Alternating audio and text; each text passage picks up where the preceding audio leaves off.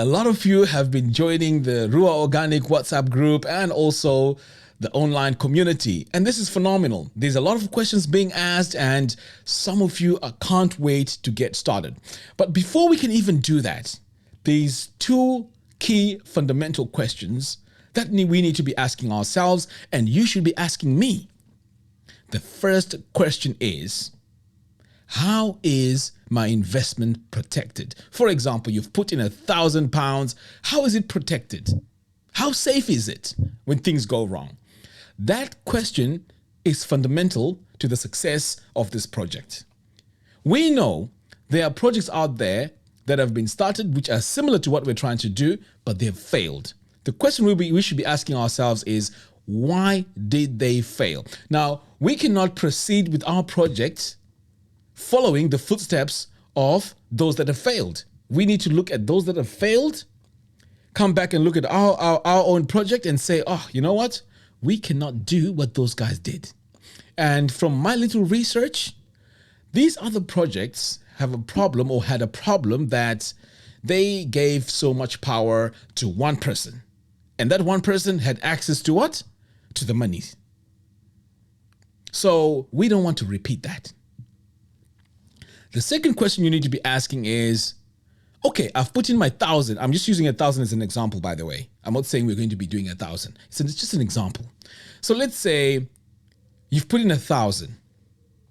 The question should be, what are you going to get out of it? If we can't answer these two questions, then this whole thing is based on just dreams and aspirations. We need to answer these two fundamental questions. How is my investment protected? And also, what do I get out of it? Now, you have to bear with me here because I'm working with strangers. 99.9% of you guys, I don't even know. I haven't even met. We just talk on the phone. Sometimes we connect and that's all. I have no idea what you guys have done in life. I mean, we're all strangers. I will be a fool being someone that has been scammed before to go into this without doing my due diligence. That's number one. Number two, I'll be a fool to go into this without the protection of everyone's investment in this. I'll be a fool if I don't go into this and make it clear what the rules are in this whole movement. So the question now is, okay, so what does that mean?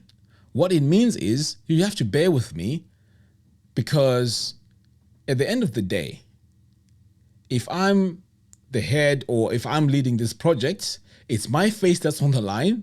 It's my name that's on the line. The last thing I want is to rush this thing and then the people I'm working with perhaps maybe do something, steal money from this whole project, and then the person who has to face the drama is me because everyone will be saying Ruwa Organic. I don't think you'll remember the guys who are behind me. No, you wouldn't because I am the one who's in the forefront and rightfully so. So I need to protect myself. I need to protect my name. I need to protect my children. I need to protect everyone. Imagine social media making memes of me talking about this whole project and yet, there's millions missing. I wouldn't want to be a part of that. So I want to make sure that I am happy moving forward after having had legal advice. And the legal advice I'm talking about, I'm not saying I want to use my own companies. I want you, if you know any legal companies, we have a few days now, any legal companies, any lawyers, give them my number. Tell them to contact me. I'll have a word with them so that they can advise me on what's the best way this investment will be protected, and everyone needs to be protected. Okay? That way I can be comfortable to say, guys, you know what? I'm the face of this, I'm leading this, and, I'm behind this. And I'm sure you are also going to go to bed at night or going to bed feeling like, you know what? My money is safe. Why? Because we have legal documents. We have all the documents that we need to make sure that no one can just wake up and run with the money. That is the first stage that needs to be done. So as we move forward, I'm not saying this is just my dream and that's it. Once we make sure that we have all the legal documents we need, and by the way, don't be scared. What we're trying to do here is not something that has not been done before. Companies use these models where they have special lawyers who are solid and they draft us all these things. It's been done before. But as Zimbabweans, I think those that failed have not done it properly. So I want to make sure that this is what? Is airtight, it's based on trust, and it is something that is solid and that's going to work very, very, very well. And it's going to keep us at peace while we're working on this. So that's the very first thing. So give me a couple of days and we should be able to be in a position to say, you know what? I'm ready now because we have company A, legal advisors. They have suggested that we should do this. And by the way, you may be thinking, well, why can't we just do a trust? We could, but I want to hear all the options. I want to hear the benefits of a trust. I want to hear the benefits of a foundation. I want to hear the benefits of running this as a charity. And then we all discuss as a group. I can't create a Zoom call where everyone is coming up with that idea, 500 ideas. It's just too early in the process right now. So I want to get some legal advice. And the next part, which is also very important. If we put our money in here and we are running something in Zimbabwe, how do we get our money out? Do you see what I mean? How do we get our money out? So we need to be talking to finance companies, finance institutions to give us advice on how we can structure this so that money goes into the country. If we need to buy certain things out of the country, this is what needs to be done, and everything needs to be done legally. I don't want to end up in prison. That's the last thing I want. So I want proper advice before we can even get this ball rolling. So at this stage, I think that's the stage that's going to take a bit of time, maybe a couple of more days before I can come to you with a pitch to say, guys, this is what we're doing. We are going to have a trust, or we're going to register a foundation. We're going to register it in the UK. We're going to set up a bank account. This bank account has 4 signatories. All that will come after we've established this stage first. It's very, very important. So please bear with me. So now let's talk about how it's going to be run. We are going to have all the professional software that we need to manage this. We're going to have professional project managers. We're going to have accountants. We're going to have managers, a treasurer. We're going to have board members. We're going to have all of that in place. But the goal of that is to make sure that what we're building is solid. It's built on solid ground. Okay, so now let's talk about the fun stuff. I'm sure this is what you've been waiting for. Right, so my vision is, as the diaspora community, we can actually tap into whatever sector that we choose to tap into in Zimbabwe. Be it real estate, be it farming, be it mining, tourism. We can even have our own media company that promotes our projects. We can even run a charity if we want to.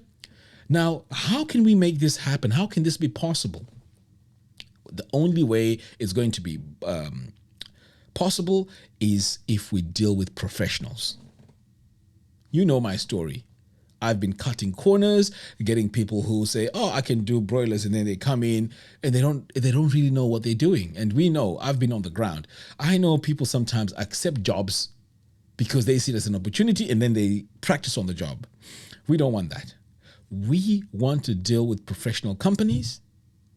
We want to, whatever we're going to go into, we're going to be dealing with professional companies. We're also going to be dealing with professionals. For example, let's say we want to do some, one of our projects is going to be layers for eggs. We are going to need a professional in that. We're not going to be dabbling with this because the numbers of chicken we're going to be talking about are in thousands.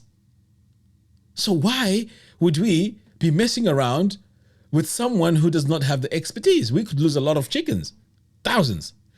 Let's say we want to go into a goat project. We're not going to take some guy from the rural areas to come and herd the goat and that's it. No, we want to know about the nutrition. How are we going to raise these goats in a way that when the meat is great, we can export it to, to different parts of the world.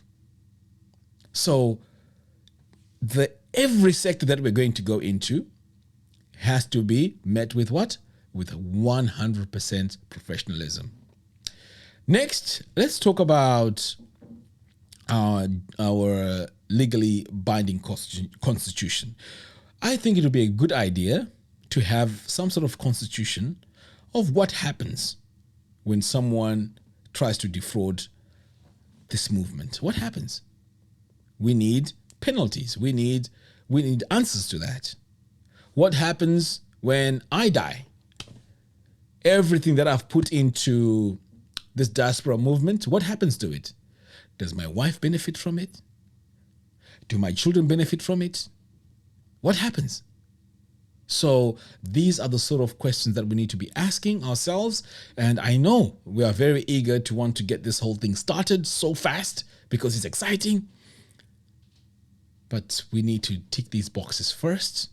And once this is solid, we can have all these things, on our website, easy to read, and whoever has questions can go through that and say, oh, okay, if I put in my 1,000, it means that in this whole investment in the next whatever years, as all these things that we've invested in, as they are making money and making profits, I am going to get a dividend. Or you can actually increase your share. And when you decide, you know what, I'm done with this, I don't want to do it anymore, you sell your shares and pretty much, you've made money from the whole thing. My dream is to do all these projects. And us as the diaspora community, we can look back and say, you know what? You see all these buildings here? These were built by us as the diaspora community. We've created employment. We've created an environment of professionals. And this started off with perhaps this video. Just imagine that. And you know what? We can do it. We have a lot of people in the diaspora here who have money, but they're scared. I'm a bit of a crazy one because I keep putting in money and losing money. But there are some people who are not as crazy as me who have the money, but they're frustrated because they don't have professional people to run their projects, even if they wanted to. Do you see what I mean? So why don't we make this the foundation of our future? I want to be in retirement and not worry about, how am I going to pay my medical bill in Zimbabwe? I don't want to be worrying about that. Why? Because we have built our own hospital. We have our own doctors. We have our own volunteers. And not only that, let's say we don't even have all that. Perhaps from all these things that we're working on, there is going to be some passive income coming in from the profits. Do I know how that looks like right now? No, I don't know. Because these are the sort of things that we need to be discussing with accountants. Does this route, give us a lot of money, or is it a long-term thing? That's the accountant's job to tell us how that's going to work. Now, for those of you that are fearing that this could be the diaspora movement, which is not reachable for anyone who wants to participate, well, I want to say this to you. This diaspora movement, it should be reachable to everyone. It would be a shame for anyone who has the passion and the eager to want to be a part of this. They don't get in because we've made it so expensive to get in, like 2,000 or 3,000 or 5,000. It would be a shame. Personally, I would like to see anyone, come in and have projects which have short-term wins and also have projects which have long-term wins. Now, what am I saying? What am I saying here? I'm saying long-term wins are, let's say we buy land, we build flats, and then we all benefit from what? From the rentals. That's a long-term project. It does pay out, but maybe after 5 years, maybe after 7 years. But I'm also saying there's things which have a short-term wins, which are in horticulture, which are into agriculture, things like pig projects, goat projects, chicken projects, and so on. These are, returns that can come in a very, very short time, and it's also much more affordable to get into.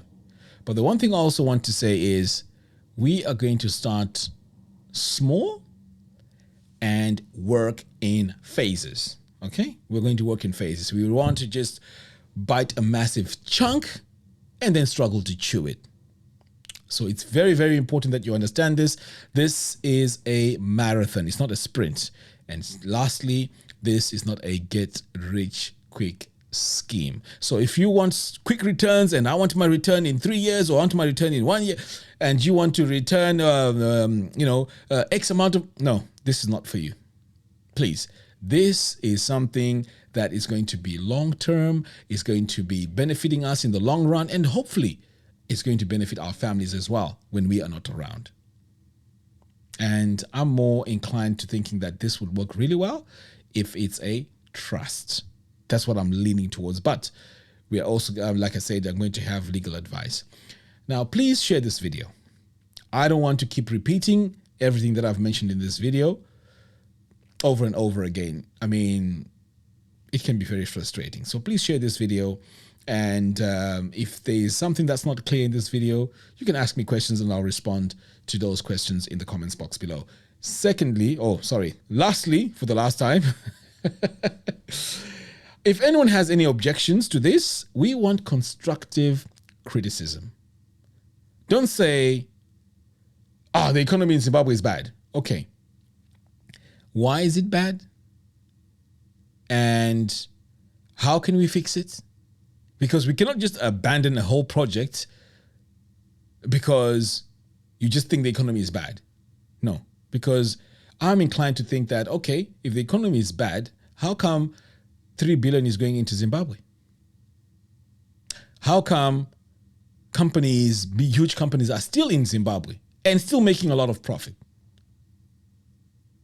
So let's have constructive criticism and let's help share this video with as many people as you can, because it will be sad for anyone to get left out and then, regret that they didn't get the opportunity to join this movement. So at the moment, this is where we are. As soon as I get